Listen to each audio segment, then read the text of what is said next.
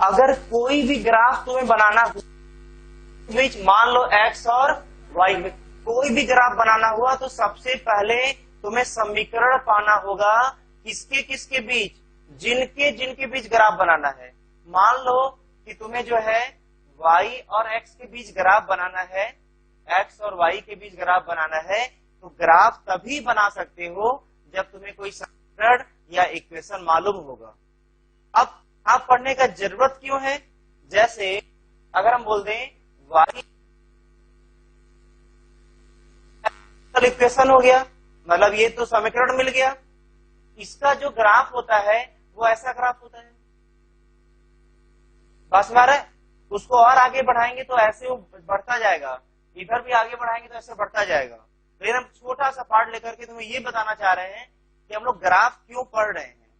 बताओ, यहां से तुम देख करके ये बोल सकती हो क्या कि जब जब ये बढ़ाते जाएंगे, जैसे 10 डिग्री, क्योंकि भाई साइन के अंदर है तो डिग्री में ही होगा, 10 डिग्री, 20 डिग्री, 30 डिग्री, 40 डिग्री बढ़ता जाएगा, बढ़ाते जाओ लाखों डिग्री तक जाएगा। लाखों डिग्री तक भाई एक्स का कोई लिमिट हुई है, बढ़ाते जाओ ना जितना बढ़ाना है। बताओ, इसके बढ़ाने के साथ साथ ये वाला कब कब बढ़ेगा और कब कब घटेगा तुम इस समीकरण को देख करके, इक्वेशन को देख करके नहीं बोल सकते। तो कैसे मालूम चलेगा? ये तो सिर्फ इक्वेशन है। हाँ, कब कब घटेगा कब कब बढ़ेगा अगर ये पता करना है तो तुम एक्स का अलग अलग वैल्यू रखते जाओ और तुम ये देखते जाओ कि किन किन वैल्यू के लिए क्या क्या हो रहा है। तो जब इन वैल्यू के लिए जब रखते जाएंगे एक्स का वैल्यू, तो वाई का जो जो वैल्यू आएगा तुम्हारे आंखों के सामने, तब न चेक कर पाओगे कि अच्छा अभी तक बढ़ रहा था, जब एक्स पुट कर रहे थे, एक्स रख रहे थे तो वाई का मान अब बढ़ रहा था, अब घट रहा था। अच्छा, तो ये सब कब कर पाओगे? जब तुम्हें यहाँ पर एक एक मान रखना पड़ेगा, वैल्यू रखना पड़ेगा, ताकि कब कब बढ़े और कब कब घटेगा। लेकिन ग्राफ से देखो, अगर हम ये तुम्हें बोल दें, क्योंकि देखो साइन का ग्राफ ऐसा ही होता है, ये जो सबसे ऊंचाई पर कौन है? ये है, क्योंकि इससे और आगे बढ़ोगे तो घटने लगेगा। तो इसी का ये वाला मान 1 होता है जब ये साइन एक्स होगा। अब बताओ कि ये वाला मान क्या हो जाएगा? ये होता है π/2। अब पाई का मान अगर 180 रखते हो तो π/2 मतलब कितना हो जाएगा? 90 डिग्री। ये 90 डिग्री है, ये कितना है? और ये होता है 180 डिग्री, मतलब पाई। शायद बीच में ही आता है π/6। π/6 का मतलब 30 डिग्री, और 30 डिग्री तो ये आ जाएगा साइन। अब देखो x का मान, देखो ये x है तो ये x का मान है। अब x का मान यहां रखो तो π/6 मतलब 30 डिग्री, इस 30 डिग्री को यहां रखो तो साइन 30 का मान 1/2, इसका मतलब y का मान क्या आ जाएगा? 1/2 आएगा इसका मान। थोड़ा और आगे बढ़ो तो शायद आएगा π/4। अब π/4 ध्यान दो 45 डिग्री है। अब 45 डिग्री पर और ऊपर जाओगे डैश डैश करके तो क्या ये कहीं मिलाएगा इस ग्राफ को? जहां मिलाएगा फिर y की तरफ जाओ। जब y की तरफ जाओगे तो बताओ इस x का मान यहां रखोगे तो साइन 45, और साइन 45 का मान क्या होता है? इसका मतलब इसका मान क्या होगा? 1/√2 होगा। शायद इसी तरीके से तुम ये भी लिख सकते हो कि यहाँ पर फिर आगे आएगा π/3। π/3 मतलब 60 डिग्री, और 60 डिग्री पर और ऊपर जाओगे जहां ग्राफ कट करेगा फिर उसको डैश डैश करके आगे बढ़ोगे तो इसका मान आएगा √3/2 आएगा। बात समझ आ रहा है? अब ये बताओ कि यहाँ पर इस तरीके से जो है यहाँ पर देखा जाए तो साइन एक्स, मतलब इस समीकरण से, इक्वेशन से क्या तुम ये देख पा रहे थे कि कब से कब तक बढ़ेगा और कब से कब तक घटेगा? एक्स का वैल्यू बढ़ाते जाएंगे तो वाई का मान नहीं देख पा रहे थे भाई। देखो तुम ये इस ग्राफ में देखो, इस ग्राफ से तुम्हें क्लियर हो जाएगा कि जैसे जैसे हम एक्स में बढ़ते जाएंगे, देखो ये ग्राफ मतलब वाई का मान बढ़ता जा रहा है, और एक्स और आगे बढ़ गए, मतलब एक्स का मान और बढ़ा दिए तो वाई का मान और बढ़ गया, और 90 डिग्री पर सबसे ज्यादा साइन एक्स मतलब वाई का मान होगा। वाई का मान सबसे ज्यादा किस पर होगा? 90 डिग्री पर होगा।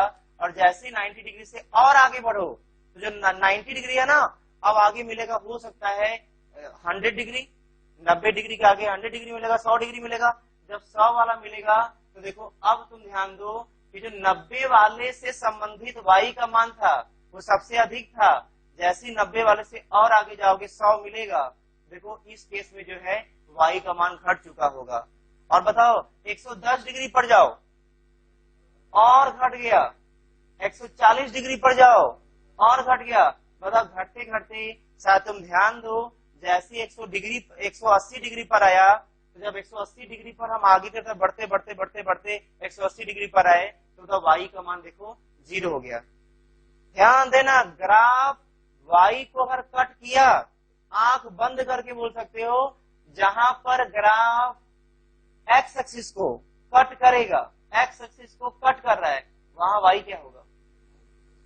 हमेशा एकदम दिमाग बैठा लो, वो ग्राफ एक्स एक्सिस को जहां कट करेगा, जैसे को बढ़ते बढ़ते इसको काट दिया ऐसे, यहाँ पर इस एक्स एक्सिस को जहां पे कट करेगा वहां पर y का मान क्या होगा?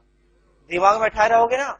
अब ध्यान देना, तो देखो इस ग्राफ को बना करके सिंपली हम ये बताना चाह रहे हैं, एकदम दिमाग में सेट कर लो, साइन एक्स का ग्राफ ऐसा ही होता है, जहां पर x होता है x एक्सिस पर और y होता है y एक्सिस पर, और साइन एक्स का ग्राफ ऐसा होगा, उसको और आगे बढ़ाओगे ये बढ़ता ही जाएगा। ये कहीं रुकने वाला नहीं है, न आगे की तरफ कहीं रुकेगा न पीछे की तरफ कहीं रुकेगा, ये बढ़ता ही जाएगा आगे पीछे। बात समझ में आ रहा है? उसका एक टुकड़ा ले लिया, वो एक टुकड़ा ये था, और उसका पूरा सर्किल यहां से यहां तक ले लिया जाए तो ध्यान देना, इसको और आगे बढ़ा करके देखो, जैसे ये वाला टुकड़ा 90 डिग्री पर है ना, ये भी 90 डिग्री पर, देखो ये भी 90 डिग्री पर आएगा, ये 270 डिग्री आएगा। 270 को क्या लिख सकते हो पाई के टर्म में? कितना आएगा? 3 पाई बाई 2 आएगा। अब बताओ ये क्या हो जाएगा? 2 पाई आ जाएगा। तुम ऐसे समझो ना, ये 2 पाई होगा, 2 पाई। तुम ऐसे समझो कि एक बार जब तक बढ़ता गया, वो पूरा इंटरवल, वो अंतराल 90 डिग्री का था। जब तक घटता गया एक ये वाला पूरा टुकड़ा, ये भी अंतराल 90 डिग्री का था। फिर यहां से यहां तक घटता गया, ये वाला टुकड़ा 90 डिग्री का था और ये भी 90 डिग्री का। बताओ 4 बार 90 डिग्री आया है तो 360 पूरा नहीं हो जाएगा 4 बार में 90 डिग्री का? ये देखो 360 मतलब 2 पाई एंगल आ गया। और ये वाला ग्राफ एक सर्किल कंप्लीट किया है। अब आगे अगर तुम्हें ग्राफ इसका बनाना होगा साइन का, तो जो अभी बना है ना, यही बार बार रिपीट करेगा। तुम अगला अगला बनाओगे ना, तो अगले वाले का ग्राफ वैसा ही आएगा, अगले वाले ग्राफ वैसा ही आएगा जैसा इस टुकड़े का आया है। यही चीज पूरा का पूरा आगे बढ़ता जाएगा। बात समझ में आ रहा है? लेकिन हम लोग अपने फिजिक्स में सिर्फ एक ही सर्किल का जरूरत पड़ता है, इसलिए हम इसको बता दे रहे हैं। तो फिर दोबारा हम याद दिलाएंगे तुम लोग को, ये क्यों बना के बता रहे हैं और ग्राफ क्यों पढ़ा रहे हैं। क्योंकि जो मैथ का इक्वेशन होता है, वहां से किसी भी एक्स के बदलने से जो वाई बदलेगा वो दिखता नहीं है आंखों से कि एक्स कब कब बढ़ाएंगे तो वाई का मान कब कब बढ़ेगा और कब कब घटेगा। लेकिन जैसे इसका ग्राफ हम लोग देख लेंगे तो यहां से आसानी से बोल सकते हैं कि एक्स का मान बढ़ाने पर कुछ दूरी तक वाई का मान बढ़ा, लेकिन फिर आगे बढ़े हम एक्स में तो वाई का मान घटने लगा। वो चीज तुम ग्राफ से ही देख सकते हो, इसीलिए हम लोग ग्राफ पढ़ते हैं। बात समझ आया कि नहीं? बस नोट कर लो इसको जो है।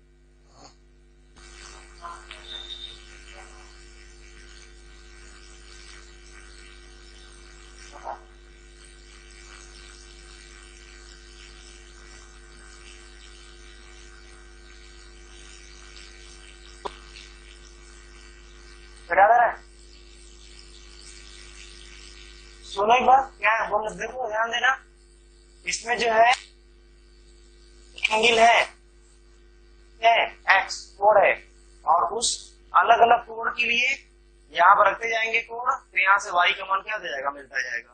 ध्यान देना, ये ग्राफ जो है तुम्हें याद करना पड़ेगा। ये ग्राफ, इसका कोई नियम नहीं है कैसे आता है।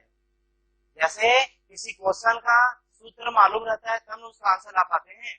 इस ग्राफ का भी सूत्र नहीं कि उस सूत्र से लगा देंगे तो ग्राफ अपने आप बन जाएगा, नहीं। इसको तुम्हें दिमाग में सेट किए रहना है, ये दिमाग में याद किए रहना है कि साइन का ग्राफ कैसा होता है, ऐसा ही होता है। बात समझ? उसी तरीके से जो कॉस एक्स का ग्राफ बनाने जा रहे हैं अभी, क्योंकि साइन का बना ही चुके हैं तो कॉस का भी एक साथ देख लो। तो कॉस वाले ग्राफ जो बनाएंगे ना, इसको भी तुम्हें याद करना पड़ेगा, तो फिक्स इसी टाइप का ऐसा ही होता है। देखो वो ध्यान देना कॉस एक्स का। अब यहां पर ध्यान देना वाई एक्सिस और एक्स एक्सिस पर देखो वहां पर ग्राफ, सुनो इधर, साइन का ग्राफ ऐसे यहां से उठ रहा था, यहां से घटता जाएगा, फिर उसके बाद नीचे तरह से जाएगा, फिर ऐसे बढ़ता जाएगा। अब ये जो है आगे बढ़ता ही जाएगा, ये आगे जो है बढ़ता ही जाएगा। ये इधर जो है इधर दोनों में अंदर क्या है, साइन वाला जो था ना, तुम ऐसे इमेजिन करो कि ये वाला जो पार्ट है, ये वाला पार्ट, इसको एक तार मान लो, तार, इस तार को ऐसे पकड़ो, इसको आगे शिफ्ट कर दो, ऐसे शिफ्ट करना कि ये वाला पॉइंट यहां खिसक के चला जाए। तो इस पूरे तार को अगर पकड़ के आगे यहां से यहां पर खिसका दोगे तो वही साइन का बन जाएगा। पास में रहे, मतलब ये साइन से क्या है, पीछे है, कितना, इतना पीछे है। ये कौन है, 90 डिग्री है, 90 डिग्री क्या है, पीछे है। बस में आ रहा है। अब ध्यान देना तो कॉस एक्स अगर आप ऐसा होता है, तो कोई भी क्यों कैसे नहीं है, बार बार बोलना है, इसको दिमाग में सेट कर लो, ये ग्राफ इसका होता है, याद कर लो। फिर देखो वैल्यू का जो पार्ट है, ये वाला जो जब तक वाला पार्ट है वो 0 होगा, फिर वही 90 डिग्री π/2, ये क्या होगा 3π/2 पाई, 90 और जोड़ेंगे ना, 90 में 90 जोड़ेंगे तो 180 आएगा पाई, फिर ये 90 हो गया तो 3π/2, फिर 90 जोड़ेंगे तो ये वाला आ जाएगा, ये क्या आ गया 2π। तुम ध्यान से देखो, ये बताओ ये जो पूरा वैल्यू, अच्छा इसको और आगे बढ़ाना चाहो तो ऐसे बढ़ा सकते हो। ये बताओ कि ये जो ग्राफ है, ये जो ग्राफ तुम बना रहे हो, कहां से कहां तक के बीच का ग्राफ दोबारा बन रहा है, तुम्हें दोबारा फिर दिख रहा है। तो बोलेंगे अगर यहां से शुरू करें तो यहां से लेकर के यहां तक का ग्राफ, देखो यहां से लेकर के यहां तक ग्राफ, ये जो पूरा ग्राफ है, तुम आगे बढ़ोगे तो यही ग्राफ दोबारा फिर दिखेगा। बोलो, अरे ये ग्राफ किनके बीच का, 0 से 2π 360 डिग्री के बीच का जो ग्राफ का सीन देख रहे हो, ये वाला पूरा सीन, आगे जब बढ़ोगे तो फिर यहां पर उतनी दूरी पर दिखाई देगा, वही वाला सीन दिखाई देगा। तो क्या ये कह सकते हो क्या 2π 0 से 2π के बीच वाला ग्राफ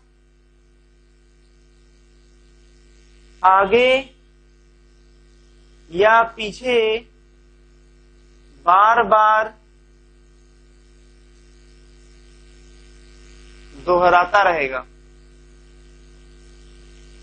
बोलो, 0 से पाई का जो ग्राफ है, ये बार बार आगे या पीछे बात करोगे, पीछे भी दोहराता रहेगा, इसलिए इसको क्या बोलते हैं, पीरियोडिक ग्राफ है। ये पीरियोडिक मतलब जो बार बार आए, ये क्या है, बार बार जो है ग्राफ आएगा ना, इसलिए इसको बोलते हैं पीरियोडिक ग्राफ। पीरियोडिक ग्राफ, इसको चाहो तो हिंदी में लिख सकते हो, जो ग्राफ बार बार दोहराया जाए या जो बार बार आए उसी को पीरियोडिक ग्राफ बोलते हैं। जो ग्राफ बार बार आए उसको पीरियोडिक ग्राफ बोलते हैं। रीडिंग देखना चाहोगे, 0,1 और बात इसमें करते हैं, पहले बना लो, कॉपी में हो जाए पहले।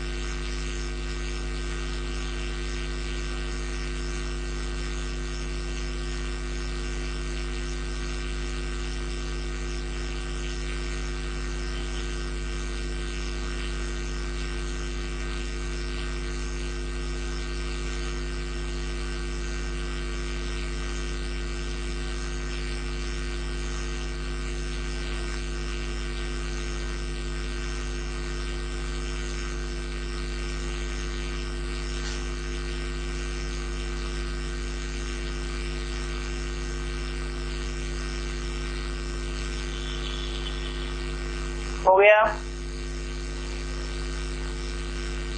अब ध्यान देना, देखो बताओ 0 और π/2 90 के बीच में क्या π/6 आएगा कि नहीं? बताओ π/3 भी आएगा? बोलेंगे आएगा। बताओ π/3 का मान कितना होगा? 60 डिग्री, क्योंकि यहाँ पर 180/3 रख देंगे 60 डिग्री। बताओ cos 60 का वैल्यू कितना आएगा? ये 1/2 होगा। मतलब x में जाओगे, x में 60 डिग्री, उसको ऊपर जाओगे तो ग्राफ यहाँ टच करेगा। जहां ग्राफ को टच करेगा उसको डैश डैश करके पीछे बढ़ाओगे, वो y को कट करेगा। जहां y पर कट करेगा उसी को बोलेंगे क्या? 1/2। बता यहां से लिख सकते हो क्या? जैसे साइन में ग्राफ कितना ऊपर तक गया था, ग्राफ साइन एक्स में पिछले वाले ग्राफ में अधिकतम कितने ऊंचाई तक गया था? 1 तक। बताओ cos x भी सबसे अधिक ऊंचाई कहां तक जा रहा है? 1 तक जा रहा है। और जब नीचे जाओगे तो वहीं आ जाएगा -1। क्या आ जाएगा? मतलब ये बोले साइन में तुम नहीं लिखे थे ना यहाँ पर -1, वहां भी तुम चाहो तो डैश डैश करके लिख सकते हो। -1 नीचे, सबसे नीचे कहां तक जाएगा? -1 तक जाएगा। मतलब ध्यान देना, जो cos x का वैल्यू है वो -1 से बड़ा होगा, 1 से छोटा होगा, बराबर भी हो सकता है। उसी तरीके से जो sin x है वो -1 से बड़ा होगा, +1 से छोटा होगा, बराबर भी हो सकता है। ध्यान देना, cos x का या sin x का अधिकतम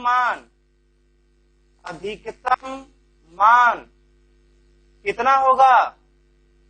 1 होगा। न्यूनतम मान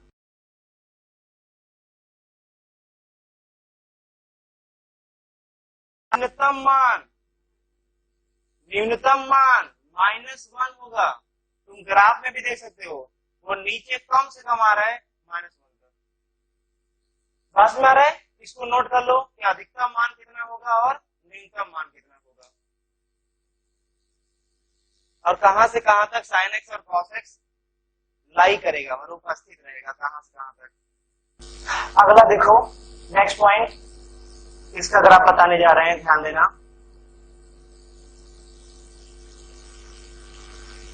देखो y is equal to 1/x, y is equal to 1/x। Clear ना? अगर केवल हमें y एक्सिस और x एक्सिस में केवल इस वाले पार्ट पर अगर बनाना हो, इस वाले पार्ट पर इसका ग्राफ बनाना हो, तो इसका चाहे इसका बनाए के पावर n में कुछ भी दिया हो, चाहे 1 दिया हो, चाहे 3 दिया हो, चाहे 4, कुछ भी दिया हो, y इज इक्वल टू इसका समीकरण का ग्राफ ऐसा होता है। अगर ये ऐसा करते हैं, अलग करते हैं, y is equal to rectangular equal to k/x भी रेक्टेंगुलर हाइपरबोला ही इसको बोलते हैं। ये नाम पहली बार सुन रहे हो, दिमाग में याद करो, इंग्लिश में याद कर लो, कोई हिंदी में जाने जरूरत नहीं है। जब पहली बार सुन रहे हो इसको इंग्लिश में याद करो। y इज इक्वल टू यहाँ पर k भी हो सकता है, 1 की जगह k भी हो सकता है, बाई x। कभी भी ऐसा ग्राफ मिल जाएगा, क्या नाम देते हैं? रेक्टेंगुलर। अगर यहाँ पर k है, ये बताओ कि y और x क्या एक साथ गुणा कर देंगे, तो क्या इसको ऐसे लिख सकते हैं क्या? इसी का दूसरा रूप xy is equal to constant, k मतलब कोई कांस्टेंट। तो अगर x और y दोनों मिल करके कांस्टेंट है तो उसको बोलते हैं रेक्टेंगुलर हाइपरबोला, और उसका ग्राफ ऐसा बनता है, ऊपर अनंत से आता है, ऊपर अनंत से आता है, घटते घटते इधर अनंत की तरफ चला जाता है। ये बताओ कि जब तुम y एक्सिस के एकदम नजदीक थे, देखो ध्यान दो, y एक्सिस की ग्राफ क्या है? देखो एकदम नजदीक है, ये वाला देखो नजदीक, तो ये वाला और नजदीक होता। बताओ इससे क्या होगा कि तुम ओरिजिन के नजदीक आ रहे हो। जैसे इस वाले पॉइंट का देखो, यहां पर आएगा, ये वाला एक्स कोऑर्डिनेट इसका एक्स का निर्देशांक यहाँ आएगा। सोचो ये ग्राफ और ऊपर होता तो क्या और नजदीक आता कि नहीं? और सोचो कि ये ग्राफ और ऊपर होता तो क्या ये और नजदीक होता कि नहीं? अब बताओ कि जब ये और नजदीक होता तो ओरिजिन मूल बिंदु के पास आने का मतलब लगभग लगभग जीरो होता चला रहा है। जब लगभग लगभग जीरो होता चला आ रहा है तो कौन जीरो होता चला आ रहा है? एक्स का मान। अरे नजदीक आ रहा है ना, एक्स में नजदीक आ रहा है तो जीरो की तरफ होता जा रहा है। बताओ जब एक्स का मान जीरो की तरफ होता जाएगा तो ये जीरो होता जाएगा तो ये किसकी तरफ होता जाएगा? इनफाइनाइट की तरफ। अरे बोलो ना, बताओ एक्स का मान जब ओरिजिन मूल बिंदु के नजदीक आएंगे तो लगभग लगभग जीरो होगा। जब यहाँ जीरो से डिवाइड करेंगे, भाग देंगे, तो किसी भी मान में जीरो से भाग देते हैं तो क्या आता है? इनफाइनाइट आता है। क्योंकि ग्राफ भी तो इनफाइनाइट पे जा रहा है। वैसे बताओ ये आगे चढ़ता जाएगा, चलता जाएगा तो ये एक्स का मान बढ़ता जाएगा, ये और आगे चलेगा तो एक्स मान और बढ़ेगा। बताओ आगे जब अनंत बढ़ जाएगा, कौन? एक्स। जब एक्स अनंत, ये ग्राफ किसके नजदीक हो रहा है? अगर यहाँ देखो ये वाई का मान है और आगे ले जाओगे वाला और कौन? वाई वाला। वाई लगभग लगभग क्या होता जाएगा? जीरो कब होता जाएगा? जब ये एक्स बहुत ज्यादा होगा, मतलब ये एक्स अनंत होगा। एक्स अनंत होगा तो वाई का मान क्या होगा? जीरो होगा। हमें मालूम भी है यहाँ पर जब अनंत रख देंगे तो वाई का मान क्या आएगा? जीरो आएगा। ध्यान देना, ये इसका ग्राफ है। तो भाई इसका इंपॉर्टेंस देखना है फिजिक्स में। यहाँ पर हम एग्जांपल ले सकते हैं जो तुम समझ सकते हो। बताओ कि कोई ऐसा नियम पढ़े हो थर्मो में, मतलब उष्मा में, जिसमें तापमान नियत होता है। बॉयल्स नाम का नाम सुने हो? बॉयल्स नाम सुने हो? मतलब बॉयल्स में क्या होता है? बॉयल्स में क्या होता है? अरे पढ़े होगे जी, चार्ल्स लॉ, बॉयल्स लॉ पढ़े हो? नहीं था क्या? कोई बात नहीं, तो जाने दो तुम इसको। पीवी इक्वल टू एनआरटी सुने हो? अगर जो सुना होगा था वो सीख ले। बॉयल्स लॉ में क्या होता है? नियत तो होता ही है पहले से ही। तो बताओ ये पूरा का पूरा नियत हो जाएगा। देखो पी प्रेशर होता है, दाब होता है, वी वॉल्यूम या आयतन होता है। तो ये दाब है, ये आयतन है। तापमान बदलने की वजह से ये पूरा का पूरा नियत हो जाएगा। तो पीवी इक्वल टू क्या हो गया? नियत, कांस्टेंट। तो फिजिक्स में पढ़ाया जाएगा। बताओ यहाँ पर, बताओ अब वी की जगह यहाँ पर पी रखेंगे, यहाँ वी रखेंगे, तो बताओ पी मतलब दाब और वॉल्यूम आयतन के बीच का ग्राफ कैसा होगा? तो बोलेंगे वैसा ही होगा जैसे सीखे थे। तो ये जो तुम सीख रहे हो ना, इसका फिजिक्स में कई जगह यूज है, अलग अलग जगह। हम ये एग्जांपल इसलिए बता दिए ना कि तुम्हें ये मालूम चले थोड़ा थोड़ा कि जो हम पढ़ रहे हैं वो कहीं ना कहीं फिजिक्स में यूज पड़ने वाला है। बात समझ आ रहा है? तो फिलहाल तुम्हें ये नोट करना है, ये तुम्हें सीखना है पीवी का, दाब और वॉल्यूम का मतलब आयतन का ये ग्राफ है। जल्दी से नोट कर लो। एंगुलर हाइपरबोला कब बोलेंगे बताओ? जब दो बदलने वाले क्वांटिटी को गुणा कर दें, ऐसा क्या हो? बात में आ गया? मतलब ये दिमाग में बस ऐसे ही चलते फिरते सोच सकते हो कि जब ये डबल हो जाएगा तो ये भी क्या हो जाएगा? आधा हो जाएगा। डबल बोलने से जब ये आधा होगा ये डबल हो जाएगा। कैसे बताओ? ये आधा होने का मतलब अगर बाई 2 कर दिया तो 2 ऊपर, बताओ ये 2 ऊपर चला गया तो बताओ ये वाई का मान तो डबल सोचा जा सकता है। बस ऐसे ही नॉर्मली बोल दिया, सोचवा दिया। आगे बढ़े अगले ग्राफ पर। देखो अगला ग्राफ क्या है? इसका नाम सुने हो? नहीं सुने हो? पहली बार सुन लो। इलिप्स। ये भी तुम इंग्लिश में ही जानो, जो जानो इंग्लिश में ही जानो, कोई हिंदी में जाने की जरूरत नहीं है। पहली बार आराम से लो, क्योंकि 9-10 में था नहीं, ये बेसिक है, ऐसे समझो। देखो इलिप्स है ये एक्स स्क्वायर और नंबर का स्क्वायर होगा,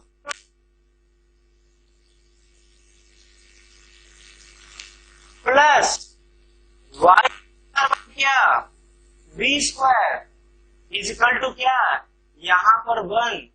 अगर कहीं पर भी ऐसा इक्वेशन मिल जाए तो समझ जाना कि वो क्या है, इलिप्स है। मतलब इस टाइप के समीकरण का नाम ही इलिप्स होता है। अच्छा बताओ, इस टाइप के समीकरण का नाम क्या होता है? इसका नाम क्या होता है? हाँ, अब बताओ, इसका रेक्टेंगुलर हाइपरबोला नाम है। y = 1/x² का नाम रेक्टेंगुलर हाइपरबोला नहीं है। इसका नहीं यही है, केवल रेक्टेंगुलर हाइपरबोला सिर्फ ये है, ये नहीं है रेक्टेंगुलर हाइपरबोला। ये रेक्टेंगुलर हाइपरबोला, लेकिन इसका ग्राफ बनाओगे, इसका ग्राफ उसके ही जैसा होता है। नाम रेक्टेंगुलर हाइपरबोला नहीं है, लेकिन जब ग्राफ बनाओगे तो इसका भी ग्राफ इसके ही जैसा होता है। तुम चाहो तो इसका भी ग्राफ बनाओगे, इसका भी ग्राफ ऐसा आएगा। y = 1/x⁴n का ग्राफ बनाओगे तो इसका भी ग्राफ ऐसा ही बनेगा।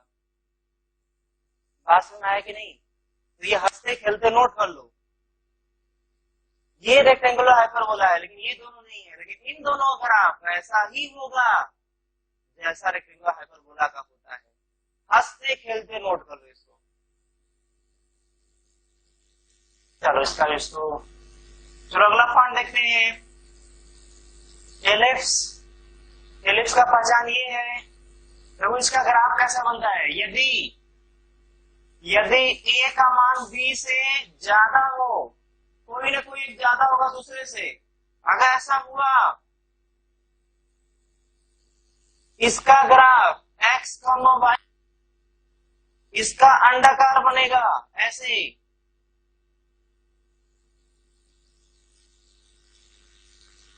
ध्यान देना,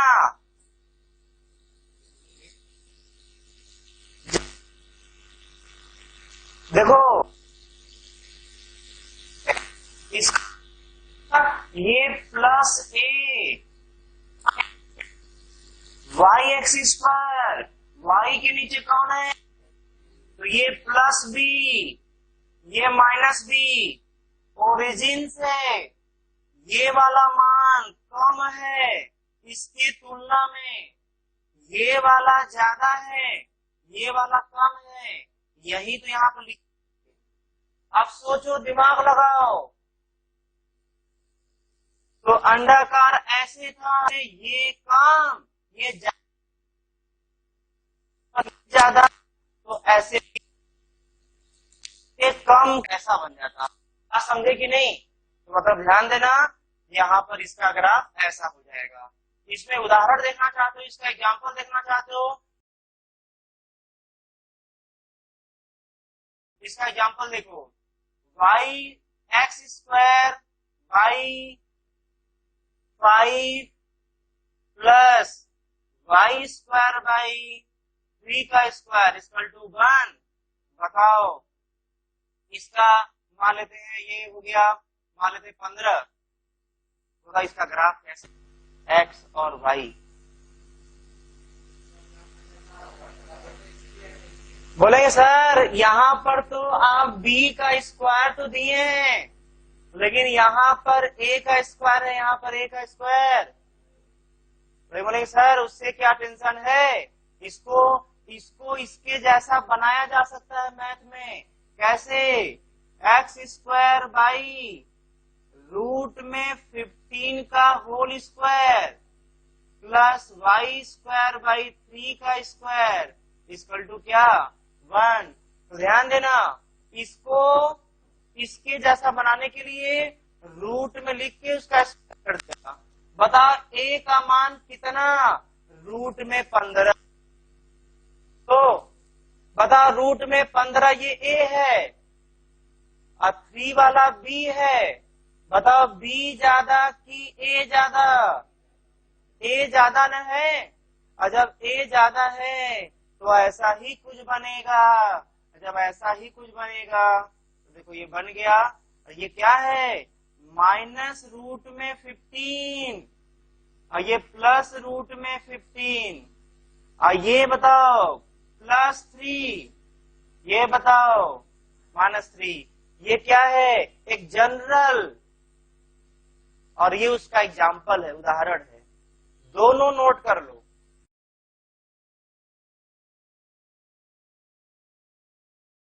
फिर आगे बढ़ते हैं, ध्यान दो। ये दोनों क्लियर हो गया। अभी बताओ, ये तो पहला एग्जाम्पल था, एक और एग्जाम्पल देखो।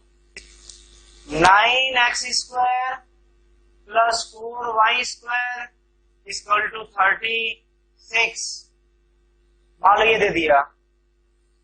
अब बोलेगा कि ये दिया है तो y और x के बीच ग्राफ बनाइए। क्वेश्चन लिखो। हो गया क्या? चलो अच्छा, एक बार देखो तुम लोग कहां तक पहुंच पाए। सही। ये बताओ कि पहले ये बताओ कि इलिप्स है, क्योंकि अभी इलिप्स का माहौल चल रहा है, तो दिमाग में चल रहा होगा भैया इसको इलिप्स ही बनाना है। जब कभी ऐसा क्वेश्चन में कहीं बीच में आ गया तो ये थोड़ी ना बोलेगा कि अभी हम इलिप्स पढ़ा रहे हैं इसको इलिप्स बनाओ। वहां तो जब कभी एग्जाम में भी आएगा तो ये थोड़ी ना बोलेगा इलिप्स वाले टॉपिक से है, ये पहचान जाए ना, बोलेगा तुम्हें? नहीं बोलेगा। तो यहाँ पर जो है ये पहचानना पड़ेगा तो मैथ के हिसाब से, जो कहीं ना कहीं इसी रूप में है, इसी रूप में ये है। ऐसे देखो, सबसे पहले देखो इसको हल कर रहे हैं। इधर 1 तो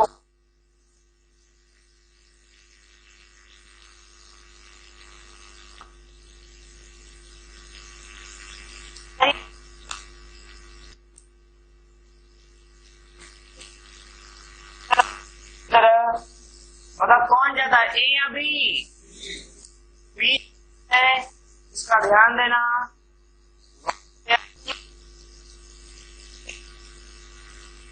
+3 और यहाँ पर अब लिस्ट ऐसे ही बनता है, नोट कर लो। फिर आगे हम लोग बढ़ते हैं दूसरे ग्राफ पर। अब इसको नोट कर लो।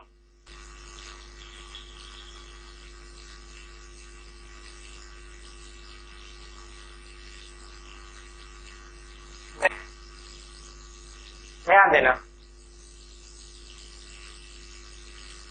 हाँ, इलिप्स का स्पेशल केस ये है, x² plus y² equal to 1। ये स्पेशल था। तो इलिप्स का स्पेशल केस क्या, कि यदि a बराबर b हो गया, अपना क्या था, b था, ऐसा कोई केस होता था, कैसा a, अगर ऐसा हुआ तो तुम खुद सोचो, क्या इसको ऐसे लिख सकते हो क्या, x²b², क्योंकि तो y² इक्वल टू 1। बता ए इधर चला जाएगा, दोनों उठ के इधर जाएगा, हो जाएगा x² plus y² equal to क्या? ध्यान देना, ये तो इलिप्स था, ये इलिप्स था, लेकिन जैसे ही दोनों बराबर तो ये सर्किल बन जाएगा। क्या बन जाएगा? सर्किल बन जाएगा। तो ऐसे बनता था, जब ये ज्यादा होता था तो ऐसे बनता था, लेकिन जब दोनों बराबर हो जाएंगे तो वो ऐसे बन जाएगा। ना इधर ज्यादा होगा ना इधर ज्यादा होगा, ये भी उतना ही होगा जितना ये होगा। जब दोनों एक जैसे होंगे तो ये ऐसा नहीं होगा, ये सर्किल बन जाएगा। बोलो ना, ध्यान देना। इलिप्स का ही स्पेशल केस क्या है? सर्किल है। इसका ग्राफ देखो ऐसा होगा, इसका ग्राफ कैसा होगा? ऐसा होगा। बताओ ये कौन माइनस है, ये कौन प्लस है, ये कौन? इसका रेडियस है, त्रिज्या है ये क्या है, त्रिज्या। नोट कर लो, सर्किल है ये। हो गया, लिख लो सीधी रेखा ग्राफ, जहां पर x का हाई पावर 1 हो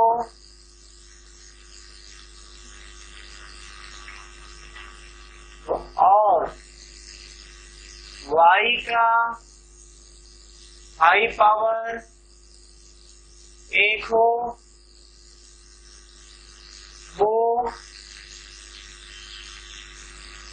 सीधी रेखा का ग्राफ बनेगा।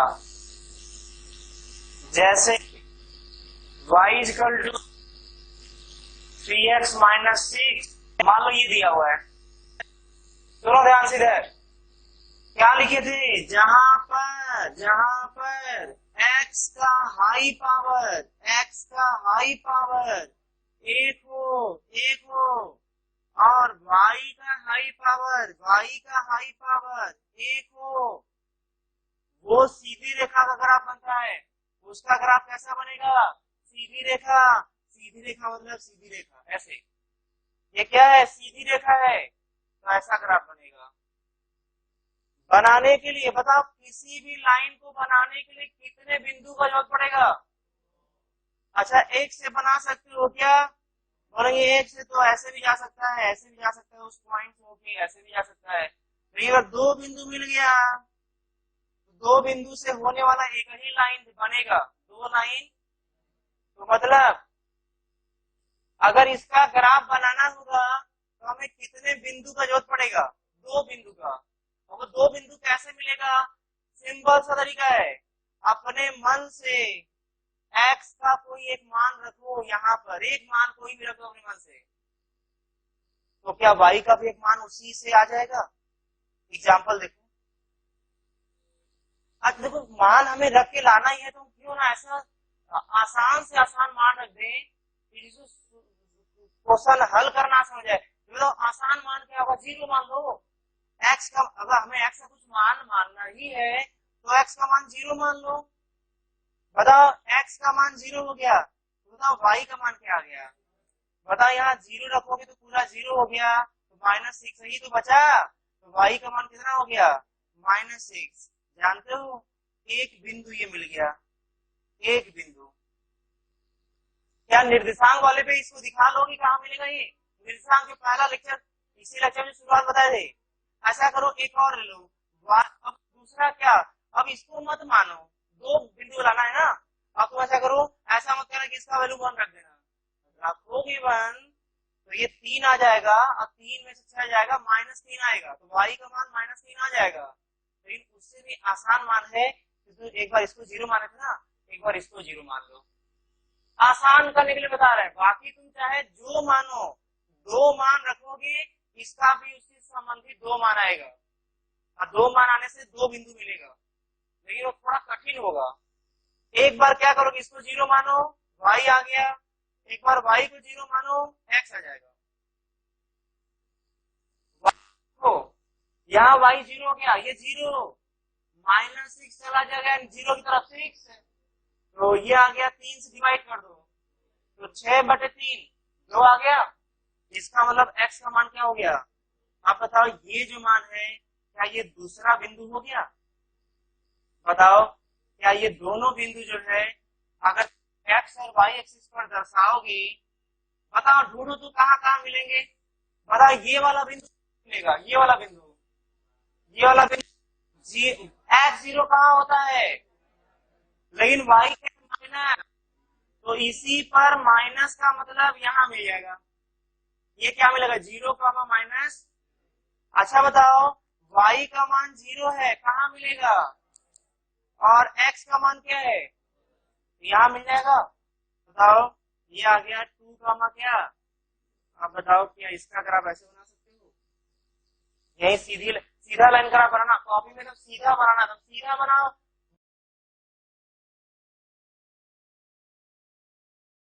एकदम सीधा बनाओ, दो बिंदु दिखा करके। ऐसे ही करते हैं सीधी रेखा का ग्राफ बनाने के लिए। ये नियम याद के रहना, एक बार x को 0 करेंगे, एक बार y 0 कर देंगे। ये दोनों आसान आसान नंबर है, इसलिए ले रहे हैं। कर लो तो फिर अगला क्वेश्चन देते हैं तुम लोग को।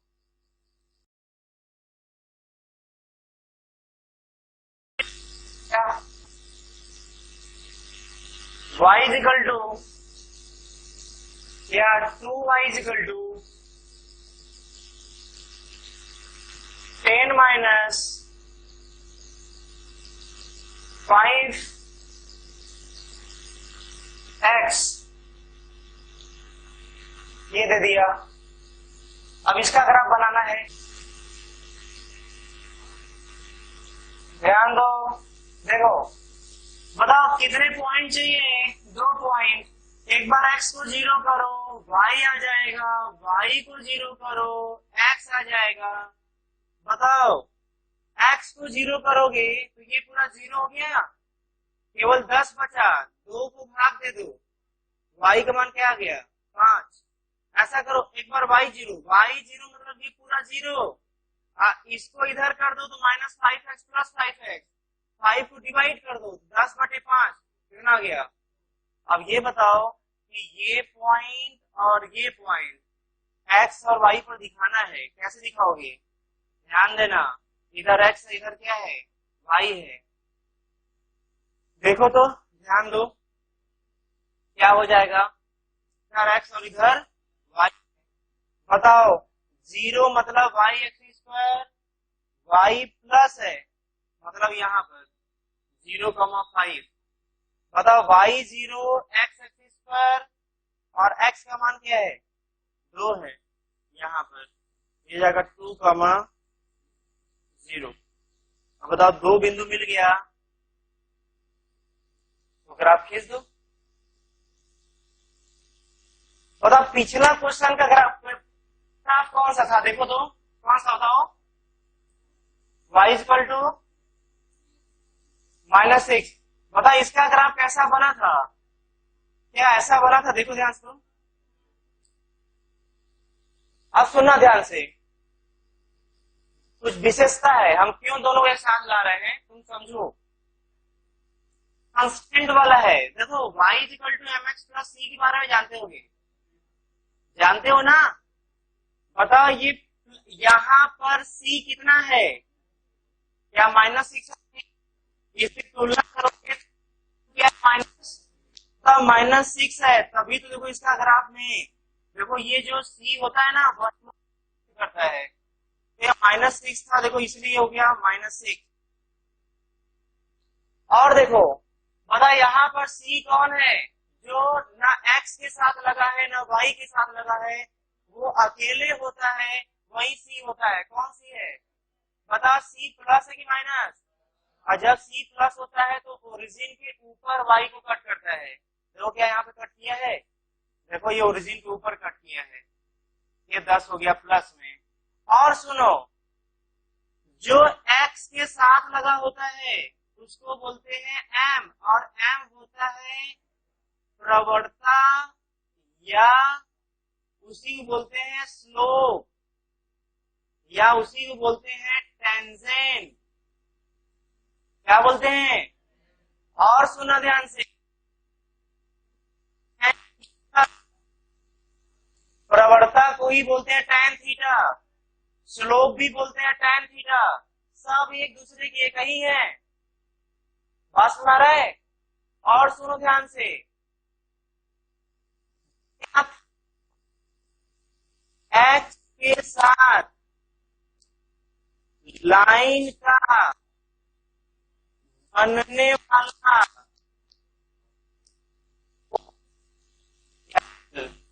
मतलब ये जो थीटा है वो x के साथ, ये x है वाला कोण है, ये वाला एक बात नहीं है। x क्या होता है tan थीटा। मतलब यहाँ पर m कौन है, इससे तुलना करो, m कौन है, इसका मतलब 3 है m और m है tan थीटा, तो कह सकते हैं 3 tan थीटा के बराबर है। बताओ जब tan थीटा 3 के बराबर है तो बताओ थीटा का मान tan इनवर्स 3। अब सुना ध्यान से, बताओ ये ऐसे बढ़ता जाए तो कोण बढ़ता जाएगा। अगर ये लाइन ऐसे से ऐसे होता जाएगा तो जो थीटा है वो बढ़ता जाएगा। तो कब 90 डिग्री पर बन जाएगा ये लाइन, जब ये वाला लाइन ऐसे हो जाएगा तो सीधे ऐसे हो जाएगा तो कितना कोण बना लेगा 90। बताओ 90 की इधर झुका है ना, तो समझ जाना कि थीटा 90 से कम है। अगर 90 से इधर झुका है तो समझ जाना m क्या है प्लस है, थीटा 90 से कम है। अगर इधर झुका रहेगा, कई बार बोल रहे हैं दिमाग में सेट कर लो, 90 के इधर है तो थीटा 90 से कम होगा और जो m होगा वो प्लस होगा, तो वो प्लस है। ठीक इसके बगल में देखो वहां पर m माइनस, देख लो यहाँ पर m क्या है, बाबा m कौन होता है, एक मिनट गलती हो गया। ओहो तुम लोग बोले भी नहीं, ध्यान देना। ये जो c होता है ना, ये c कभी बोल सकते हो जब y के पहले क्या होगा 1।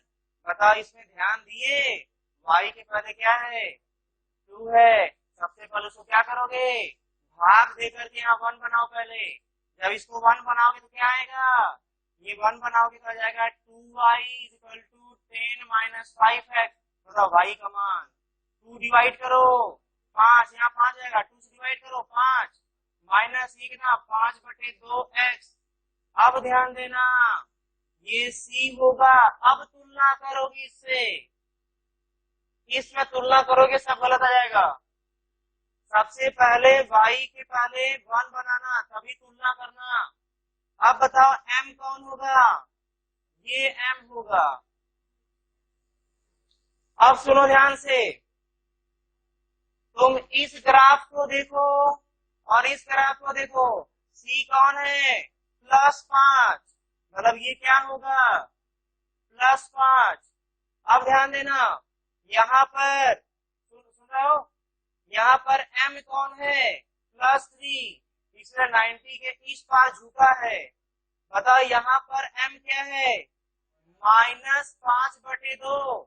अब माइनस है इसलिए देख रहे हो 90 के इस पार झुका है। ध्यान देना ग्राफ इधर झुका हो तो m प्लस होता है, ग्राफ इधर झुका हो तो m माइनस होता है, और जब ऊपर कट करेगा तो c प्लस होता है, और जब नीचे कट करेगा तो c माइनस होता है। मतलब इन दोनों से हम ये सीख सकते हैं, इन दोनों से हम ये सीख सकते हैं, अगर y एक्सिस और x एक्सिस पर ऐसा हो तो m का मान क्या होगा पॉजिटिव। अगर ग्राफ ऐसा हो तो यहाँ पर m का मान क्या होगा नेगेटिव। बात समझ आया, नोट कर लो एक साथ, दोनों के साथ नोट करके तुलना करो और सीखो c क्या होता है और m क्या होता है। इसको नोट कर लो, दोनों एक साथ सीखो। देखो अच्छा m हो गया प्रवणता तय थीटा, बताओ c क्या है, इसको भी लिख सकते हो कॉपी में, c है y पर कटने वाला भाग, y पर कटने वाला पार्ट। चलो एक एग्जांपल देखो,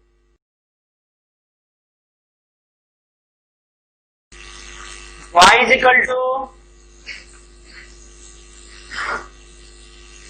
x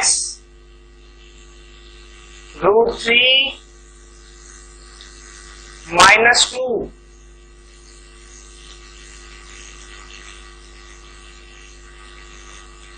यहां पर पहला क्वेश्चन y और x के बीच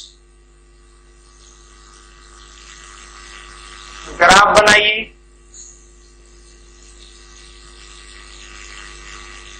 दूसरा क्या है, लाइन का x के साथ एंगल या कोण बताइए, देख लेते हैं। हाँ हो जाएगा, कोई दिक्कत नहीं, सिंपल है, देख लेते हैं। y है x√3 - 2, यही गया ना। अब दो क्वेश्चन पूछा गया, दो क्वेश्चन, तो पहले ऐसा करो ग्राफ बना लो इसका।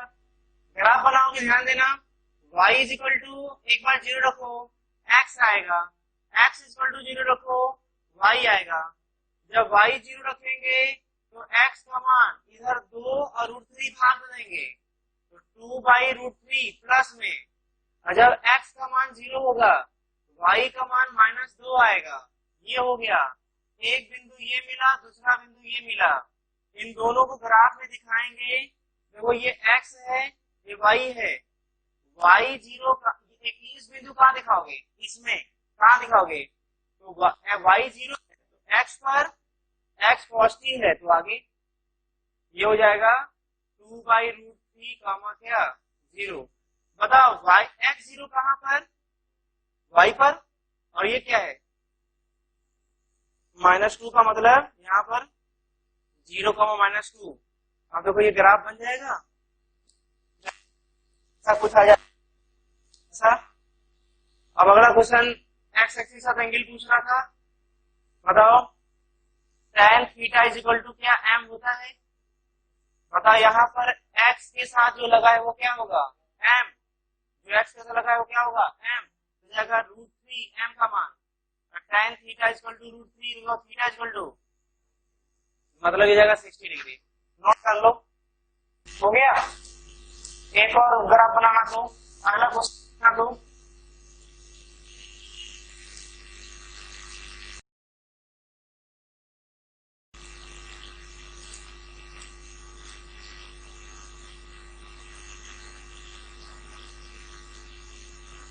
देखो हो जाएगा। नहीं बात है ना कि इसको रट गए तुम लोग, क्या कर रहे होगे, एक बार इसको 0 रख रहा है, एक बार ये भी 0 रखा होगा, फिर आप गलती से फिर इसको फिर 0 रख रहे होगे। तो क्यों 0 रखोगे, मिलना तो एक ही बिंदु है ना। तो यहाँ पर हो जाएगा इस तरीके से, x का मान 0, y का मान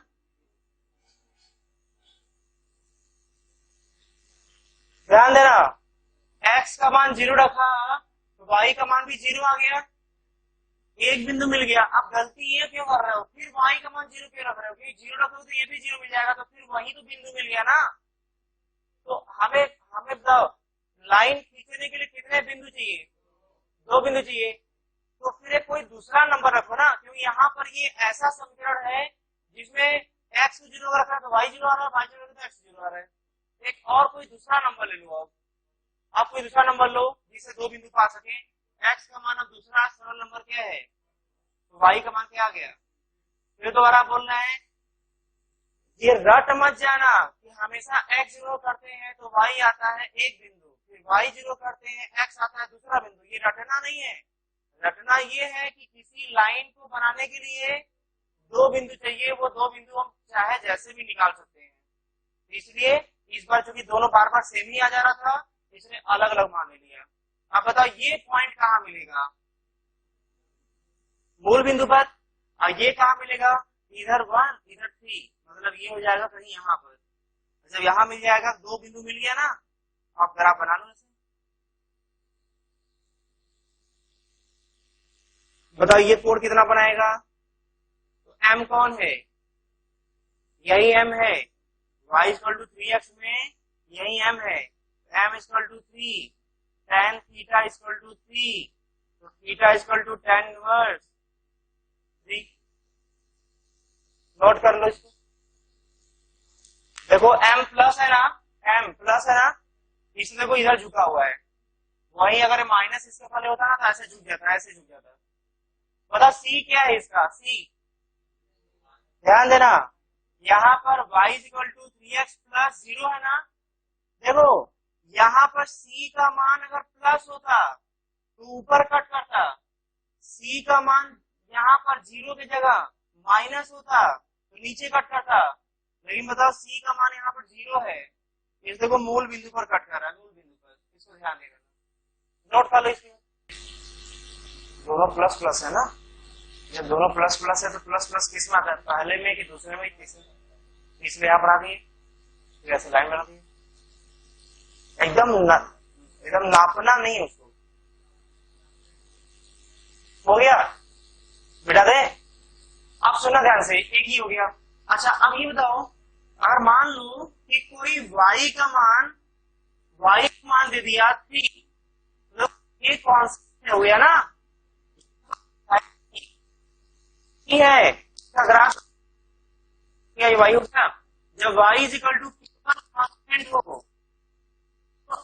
तो जो है वो x एक्सिस के साथ पैरेलल में x इक्वल टू है, कहीं से भी ऊपर जाओगे 3 जाओगे, यहां से ऊपर जाओगे 3 जाओगे, तो ये ग्राफ कहां मिलेगा, x एक्सिस से 3 ऊपर जाओगे तो ये ग्राफ मिलेगा। तो वही y इक्वल टू, या मान लो x इज इक्वल टू अगर 2 दिया हो, अगर x कांस्टेंट है तो y के समांतर होगा, पैरेलल होगा।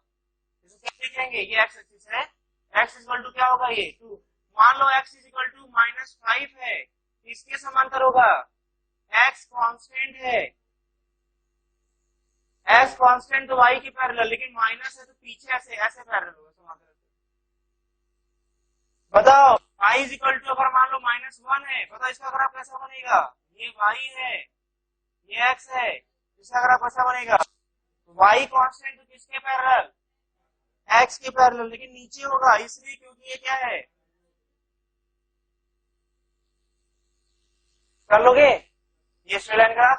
सिर्फ एक ग्राफ बचा है, वो अगले टर्म पर देखेंगे, पैराबोला, ये भी इंपॉर्टेंट है, क्लियर ना। 20 मिनट पहले, फिर कल जो है आप कौन सा टॉपिक स्टार्ट करेंगे, डिफरेंशिएशन हो गया, ग्राफ हो गया, अब कल चलेगा इंटीग्रेशन, और इंटीग्रेशन चलने के बाद फिर लास्ट चलेगा वेक्टर। जब 4 टॉपिक खत्म हो जाएगा तो ये पूरा बेसिक तैयार हो जाएगा फिजिक्स का, तो फिर फिजिक्स का कोई चैप्टर शुरू करेंगे, उसका नाम है काइनेमेटिक्स या गति का समीकरण। पास में आ गया, इतना रिवीजन करके आना।